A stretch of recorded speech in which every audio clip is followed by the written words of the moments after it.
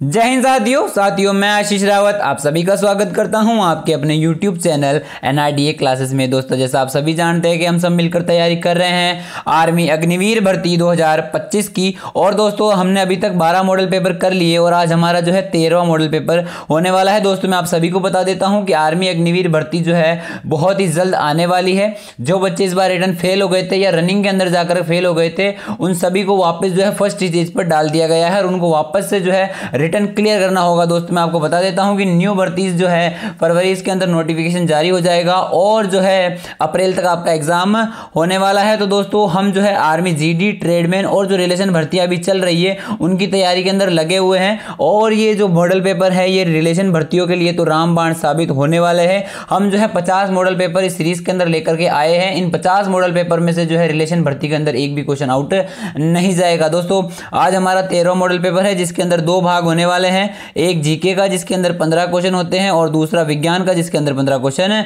होने वाले हैं। दोस्तों 15 में से आपको जो है 22 क्वेश्चन करने हैं। अगर आपने 22 क्वेश्चन कर दिए तो आपकी जो है तैयारी 1 नंबर चल रही है। तो अपने पहले क्वेश्चन की ओर चलते हैं और आज की क्लास को शुरू करते हैं।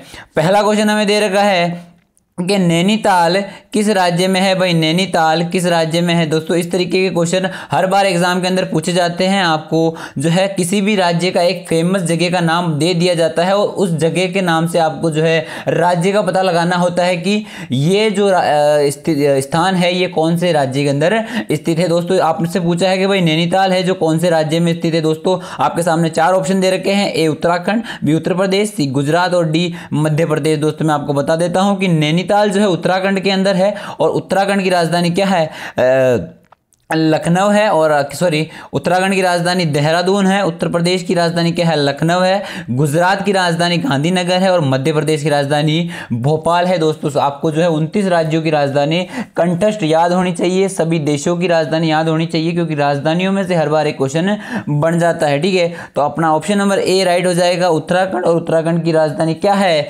देहरादून है। अगले क्वेश्चन की ओर चलते हैं। अगला क्वेश्चन दे रखा है भाई कि स्वर्ण मंदिर किस संप्रदाय से संबंधित है या स्वर्ण मंदिर जो है कौन से धर्म से संबंधित है। तो दोस्तों मैं आपको बता देता हूं कि स्वर्ण मंदिर जो है अमृतसर पंजाब के अंदर है और ये जो है सिख धर्म से संबंधित है। आपका ऑप्शन नंबर सी एकदम राइट हो जाएगा। अगला क्वेश्चन है कि जोधपुर जो है किस राज्य में स्थित है। दोस्तों जैसा अभी मैंने आपको बताया था कि स्थान से संबंधित क्वेश्चन इंपॉर्टेंट है तो आप जो है जो भी क्वेश्चन आता है अगर आपको नहीं आता है तो आप उसको नोट डाउन करते हुए चलिए। ठीक है क्वेश्चन दे रखा है आपको सामने कि जोधपुर किस राज्य में है। तो भाई ऑप्शन ए है गुजरात, बी बिहार, सी राजस्थान और डी केरल। दोस्तों मैं आपको बता देता हूं कि जो जोधपुर है वो राजस्थान के अंदर है। आपका ऑप्शन नंबर जो है सी एकदम राइट हो जाएगा। राजस्थान की राजधानी क्या है जयपुर है। अगले क्वेश्चन की ओर चलते हैं। अगला क्वेश्चन दे रखा है कि कर्नाटक जो है कर्नाटक की राजधानी कहां पर है या कर्नाटक की राजधानी कौन सी है। ऑप्शन है आपके सामने जयपुर, लखनऊ, बेंगलुरु और गांधीनगर। दोस्तों मैं आपको बता देता हूं कर्नाटक की जो राजधानी है वो है बेंगलुरु के अंदर। आपका ऑप्शन सी जो एकदम राइट हो जाएगा। जयपुर राजस्थान की राजधानी है। अभी हमने बात करी थी उत्तर प्रदेश की राजधानी लखनऊ है और गांधीनगर किसकी राजधानी है गुजरात की राजधानी है। अगले क्वेश्चन की ओर चलते हैं भाई। अगला है भारत की सबसे ऊंची चोटी कौन सी है। भाई भारत की सबसे ऊंची चोटी जो है वो है कंचनजंगा। कौन सी है कंचनजंगा। ऑप्शन ए आपका राइट हो जाएगा। दोस्तों अगर उस तरीके से देखा जाए तो गॉडविन आस्टीन जो है आपकी भारत की सबसे ऊंची चोटी हो जाएगी लेकिन ये जो है पाकिस्तान ने अवैध तरीके से अपने कब्जे के अंदर ले रखी है। इसकी हाइट जो है कितनी है 8,611 मीटर है और कंचनजंगा की हाइट कितनी है 8,586 मीटर। दोस्तों लेकिन अगर आपसे भारत का पूछा है तो कंचनजंगा इसका एकदम राइट जवाब होगा कि भारत की सबसे ऊंची चोटी कौन सी है कंचनजंगा है। और अगर भारत में पूछे तो ये कौन सी होगी गॉडविन आस्टीन होगी लेकिन इस पर अभी कब्जा किसका है पाकिस्तान का है। ठीक है तो ये चीज़ आपको याद रखनी है। आपका ऑप्शन नंबर इस क्वेश्चन के हिसाब से कौन सा राइट होगा ए ऑप्शन राइट हो जाएगा। अगले क्वेश्चन की ओर चलते हैं। अगला हमें दे रखा है कि दांडी मार्च कहाँ से शुरू हुआ था। भाई दांडी मार्च जो है कहाँ से शुरू हुआ था ये भाई अहमदाबाद से शुरू हुआ था और गांव दांडी तक चला था इसलिए इसे दांडी मार्च कहा जाता है। ये 1930 में हुए नमक कानून को तोड़ने के लिए कराई गई थी? कौन सी दांडी यात्रा करी गई थी? ये किसने करी थी? गांधी जी ने करी थी। तो आपका ऑप्शन नंबर ए एकदम राइट हो जाएगा। अगले क्वेश्चन की ओर चलते हैं भाइयों। अगला क्वेश्चन दे रखा है कि विराट कोहली हैं, जो विराट कोहली है इनका संबंध किस क्षेत्र से है? तो ऑप्शन है आपके सामने 4 दे रखे हैं, A hockey, B tennis, C cricket और डी फुटबॉल। दोस्तों अगर आपका इसका जवाब नहीं आता है तो आप सच्चे भारतीय नहीं हो, क्योंकि बच्चा बच्चा क्रिकेट देखता है। अगर क्रिकेट नहीं भी देखता है तो क्रिकेट के किंग विराट कोहली को जरूर जानता है। तो आपका ऑप्शन नंबर सी राइट हो जाएगा कि भाई विराट कोहली का जो संबंध है वह क्रिकेट से है। आपका ऑप्शन नंबर सी एकदम करेक्ट हो जाएगा। अगले क्वेश्चन की ओर चलते हैं। अगला दे रखा है कि भारत का क्षेत्रफल की दृष्टि में, क्षेत्रफल की दृष्टि के अंदर विश्व के अंदर, पूरे वर्ल्ड के अंदर कौन सा स्थान है? तो मैं आपको बता देता हूं कि विश्व के अंदर हमारा कौन सा स्थान है? 7वां स्थान विश्व के अंदर है। किसमें? क्षेत्रफल की दृष्टि में। अगर आपसे पूछ लिया जाए जनसंख्या की दृष्टि में, तो जनसंख्या की दृष्टि के अंदर भारत का दूसरा स्थान है और पहले नंबर पर कौन है? चीन है। तो ये चीज भी आपको याद रखनी है। अगले क्वेश्चन की ओर चलते हैं। अगला क्वेश्चन दे रखा है कि नंद वंश का संस्थापक कौन है? नंद वंश का संस्थापक ऑप्शन है आपके सामने महापद्मनंद, बी चंद्रगुप्त, सी चंगेज खां और डी चंद्रगुप्त मौर्य। आपका ऑप्शन नंबर ए एकदम राइट हो जाएगा। नंद वंश के संस्थापक कौन है? महापद्मनंद है। अगले क्वेश्चन की ओर चलते हैं। अगला दे रखा है भाई कि भारतीय राष्ट्रीय कांग्रेस की स्थापना किसने करी थी? भाई भारतीय राष्ट्रीय कांग्रेस की स्थापना 1885 के अंदर हुई थी और ये ए.ओ. ह्यूम के द्वारा की गई थी। इसके प्रथम जो अध्यक्ष है वो कौन थे? व्योमेश चंद्र बनर्जी थे। ये चीज भी आपको याद रखनी है। हमने पहले वीडियोस के अंदर बात कर रखी है कि भारतीय राष्ट्रीय कांग्रेस की जो है स्थापना करी थी ए.ओ. ह्यूम ने और पहले अध्यक्ष कौन थे? व्योमेश चंद्र बनर्जी थे। और इसकी स्थापना कब हुई थी? 1885 के अंदर हुई थी। तो ये सारी चीजें आपको याद रखनी है। अगर याद नहीं रहते तो आप नोट डाउन कर सकते हो। दोस्तों उम्मीद है आपको ये क्वेश्चन समझ में आ गया होगा। अगले क्वेश्चन की ओर चलते हैं। अगला है भाई भारतीय चिकित्सा अनुसंधान परिषद IMR का मुख्यालय कहाँ है या कहाँ स्थित है IMR? तो आपके सामने ऑप्शन है भाइयों, दिल्ली, बी कोलकाता, सी मुंबई और डी पुणे। आपका सही जवाब होगा ए, दिल्ली के अंदर जो है भारतीय चिकित्सा अनुसंधान परिषद का मुख्यालय है। दोस्तों अगले क्वेश्चन की ओर चलते हैं। अगला क्वेश्चन दे रखा है कि इंडोनेशिया की राजधानी कहाँ है? ऑप्शन है आपके सामने जकार्ता, बाली, बलरामपुर और डी सुमात्रा। दोस्तों आपका ऑप्शन नंबर जो है ए एकदम राइट हो जाएगा। जकार्ता जो है इंडोनेशिया की राजधानी है। अगले क्वेश्चन की ओर चलते हैं। अगला दे रखा है हमें उज्जैन में कौन सा प्रसिद्ध मंदिर है? उज्जैन जो है, उज्जैन में जो है महाकालेश्वर का मंदिर है, बहुत ही प्रसिद्ध मंदिर है। भगवान शिव शंकर के 12 ज्योतिर्लिंग में से एक ज्योतिर्लिंग है महाकालेश्वर मंदिर के अंदर। और ये कहाँ पर पड़ता है भाई? ये MP के अंदर पड़ता है, मध्य प्रदेश के अंदर पड़ता है। मध्य प्रदेश की राजधानी क्या है? भोपाल है। तो ये सारी चीजें आपको एक टॉपिक से क्लियर हो चुकी है। आपको उम्मीद है ये क्वेश्चन समझ में आ गया होगा कि उज्जैन के अंदर कौन सा मंदिर है? महाकालेश्वर का मंदिर है। और ये चीज जो है बहुत ही ज्यादा इंपॉर्टेंट है। इस तरीके के क्वेश्चन हर बार एग्जाम के अंदर पूछ लिए जाते हैं। दोस्तों मैं आपको बता देता हूँ, भारतीय सेना एक ऐसी संस्थान है जो कि हर बार रिपीटेड क्वेश्चन पूछती है और जो है हर बार नए नए क्वेश्चन लाने का दिमाग नहीं लगाती है। पहले जो क्वेश्चन आए हुए होते हैं उन्हीं को जो है रिपीट करने की कोशिश करती है। तो अगले क्वेश्चन की ओर चलते हैं। और अगला क्वेश्चन हमसे पूछ रहा है भाई कि फतेहपुर सीकरी किसने बनाया था? फतेहपुर सीकरी जो है वही अकबर ने बनवाया था।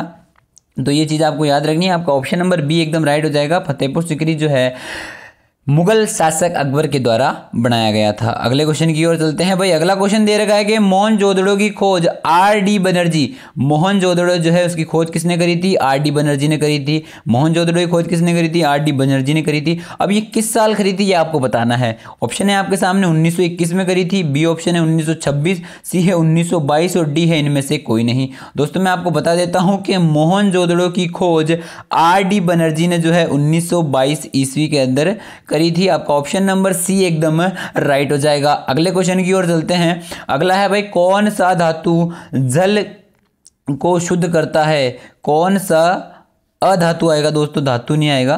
कौन सा अधातु, कौन सा अधातु यानी कि नॉन मेटल। ये गलती हो चुकी है टाइपिंग के अंदर, तो ऐसी छोटी छोटी गलतियां हो जाती है, तो इनको आप थोड़ा सा है इग्नोर कीजिए। तो यहाँ पर जो है अधातु आएगा। दोस्तों अधातु, कौन सा अधातु है जो जल को शुद्ध करता है? कौन सा नॉन मेटल है जो कि जल को प्योर करता है। ठीक है, तो आपके सामने ऑप्शन है ए क्लोरीन, बी फ्लोरीन, सी ग्रेफाइट और डी इनमें से कोई नहीं। दोस्तों मैं आपको बता देता हूं कि जल को जो है शुद्ध कौन करता है, क्लोरीन करता है। आपका ऑप्शन ए एकदम राइट हो जाएगा। आपने अगर आप स्विमिंग पूल के अंदर नहाने गए हो और अगर आप स्विमिंग पूल से थोड़ा बहुत भी जानकारी रखते हो तो आपने एक वर्ड सुना होगा, क्लोरीन से जो है पानी को नीला दिखाया जाता है ताकि जो है गंदा ना दिखे और पानी को जो है रीयूज़ कर लिया जाए, उसी गंदे पानी को रीयूज़ करते रहें। जो बड़े बड़े स्विमिंग पूल होते हैं उनके अंदर जो है क्लोरीन को डाल दिया जाता है ताकि पानी जो है नीला दिखाई दे। इससे आपकी जो है आंखें वगैरह जलने लग जाती है अगर आप ज़्यादातर इस तरीके के पानी के अंदर नहाते हो तो। ठीक है, तो ये चीज़ आपको याद रखनी है भाई। जल के अंदर अधातु कौन सा अधातु मिलाया जाता है, क्लोरीन अधातु मिलाया जाता है उसको शुद्ध करने के लिए। अगले क्वेश्चन की ओर चलते हैं मेरे भाई। अगला है पीलिया किस अंग को प्रभावित करता है। पीलिया जो होता है वो कौन से अंग को प्रभावित करता है भाई, लीवर यानी यकृत को जो है ये प्रभावित करता है। आपका ऑप्शन सी एकदम राइट हो जाएगा। हम अभी साइंस के क्वेश्चन पर बात कर रहे हैं, हमारा 17वां क्वेश्चन पर आ चुके हैं। हमारे जीके के क्वेश्चन एकदम तरीके से खत्म हो चुके हैं। अगला क्वेश्चन दे रखा है निम्न में से प्राकृतिक रेशा कौन सा है। आपके सामने ऑप्शन दे रखे हैं कपास, ऊन, रुई और नायलॉन। इनमें से ये पूछ रहा है कि प्राकृतिक रेशा नहीं है, प्राकृतिक रेशा नहीं है। दोस्तों कपास, ऊन और रुई ये तीनों ही हैं जो हमें प्राकृतिक रूप से प्राप्त हो जाते हैं। केवल नायलॉन ही है जो कि प्राकृतिक रूप से प्राप्त नहीं होता है। तो आपका ऑप्शन नंबर डी राइट हो जाएगा। नायलॉन जो है एक प्राकृतिक रेशा नहीं है। आपका ऑप्शन नंबर डी एकदम राइट हो जाएगा। तो ऑप्शन नंबर डी आपका राइट हो जाएगा कि प्राकृतिक रेशा नहीं है। अगले क्वेश्चन की ओर चलते हैं। अगला है हाइड्रोजन बम का आविष्कारक कौन है। भाई जो हाइड्रोजन बम है उसका आविष्कार किसने करा था, भाई किसने करा था ये आपको बताना है। तो ऑप्शन नंबर आपके सामने दे रखे हैं ए एडवर्ड टेलर, बी रॉन्टजन, सी क्यूरी और डी नोवेल। आपके सामने ऑप्शन ए एकदम राइट दिख रहा है आपको कि एडवर्ड टेलर ने जो है हाइड्रोजन बम का जो है आविष्कार करा था। ऑप्शन ए आपका राइट हो जाएगा। अगले क्वेश्चन की ओर चलते हैं। तो अगला क्वेश्चन दे रखा है कि दुनिया में सबसे ज़्यादा खाए जाने वाला खाद्य पदार्थ है। ऑप्शन है आपके सामने ए आलू, बी गेहूं, सी मक्का और डी चावल। दोस्तों आपका ऑप्शन नंबर डी एकदम राइट हो जाएगा कि भाई दुनिया के अंदर जो है सर्वाधिक क्या खाया जाता है मेरे भाई, चावल खाया जाता है। सर्वाधिक क्या खाया जाता है, चावल खाया जाता है। ऑप्शन डी आपका राइट हो जाएगा। अगले क्वेश्चन की ओर चलते हैं। क्वेश्चन दे रखा है कि एसिड कहाँ रखा जाता है। भाई जो एसिड होता है वो कहाँ पर रखा जाता है, कांच के कंटेनर में रखा जाता है, प्लास्टिक के कंटेनर में, लोहे के कंटेनर में या डी इनमें से किसी में भी नहीं रखा जाता। दोस्तों मैं आपको बता देता हूँ जो एसिड होता है वो बहुत ही ज़्यादा जलनशील होता है और बहुत ही ऐसा पदार्थ होता है जो किसी भी लोहे को आसानी से गला सकता है, प्लास्टिक को गला सकता है, मानव की त्वचा को भी आसानी से गला सकता है और यूं कहे तो हड्डी को भी आसानी से गला सकता है। तो एसिड को जो है अधिकतर कांच के अंदर रखा जाता है क्योंकि ये कांच को जो है आसानी से गला नहीं पाता है। ऑप्शन आपका जो है ए एकदम राइट हो जाएगा। अगला क्वेश्चन की ओर चलते हैं। अगला क्वेश्चन हमें दे रखा है कि निम्न में से संचरणीय रोग कौन सा है। संचरणीय रोग का मतलब होता है जो एक से दूसरे के अंदर फैल जाता है। तो ऑप्शन ए है कैंसर, बी क्षय रोग, सी स्कर्वी और डी इनमें से कोई नहीं। दोस्तों मैं आपको बता देता हूँ क्षय रोग ऐसा रोग है, यानी क्षय रोग यानी टीबी और या तपेदिक इसे कहा जाता है। टीबी आपका बी ऑप्शन एकदम राइट हो जाएगा। क्षय रोग जो है एक से दूसरे मानव के अंदर आसानी से फैल सकता है। ये हवा के कारण भी फैल सकता है। क्षय रोग यानी टीबी को कहा जाता है, टीबी या तपेदिक। टीबी के अंदर आपको खांसी की बीमारी हो जाती है और जब आप खांसते हो तो आपके जो दूषित कण या वायरल होता है वो हवा के अंदर फैल जाता है और हवा के माध्यम से वे एक से दूसरे मनुष्य के अंदर आसानी से फैल जाता है। तो संचरणीय रोग के अंदर कौन सा आता है, क्षय रोग आता है। अगले क्वेश्चन की ओर चलते हैं। अगला है कि भाई तारे किसके कारण चमकते हैं। भाई जो तारे होते हैं वे किसके कारण चमकते हैं। भाई स्वयं की रोशनी से चमकते हैं, सूर्य के प्रकाश से चमकते हैं, चंद्रमा के प्रकाश से चमकते हैं या फिर इनमें से कोई नहीं, या इन तीनों में से कोई भी ऑप्शन नहीं है। दोस्तों मैं आपको बता देता हूँ तारे जो है स्वयं की रोशनी से ही चमकते हैं। आपका ऑप्शन नंबर ए एकदम राइट हो जाएगा। अगले क्वेश्चन की ओर चलते हैं।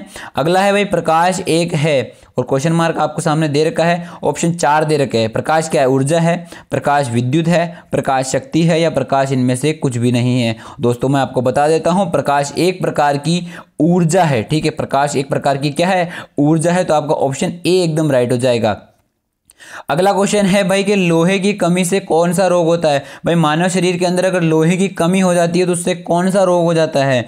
ए अनीमिया, बी टाइफाइड, सी ज्वर और डी इनमें से कोई नहीं। आपका ऑप्शन ए राइट हो जाएगा। अगर लोहे की कमी या आयरन की कमी आपके शरीर के अंदर हो जाती है तो आपको एनीमिया रोग हो जाता है, ठीक है। तो ऑप्शन ए आपका राइट हो जाएगा। अगला क्वेश्चन दे रखा है भाइयों कि जनरेटर से क्या उत्पन्न होता है। जनरेटर से क्या उत्पन्न होता है। भाई विद्युत उत्पन्न होता है। जनरेटर में आप एक तरफ से डीजल और या पेट्रोल डालते हो और दूसरी तरफ वो क्या करता है, विद्युत उत्पन्न करता है, ठीक है। तो ऑप्शन ए आपका राइट हो जाएगा।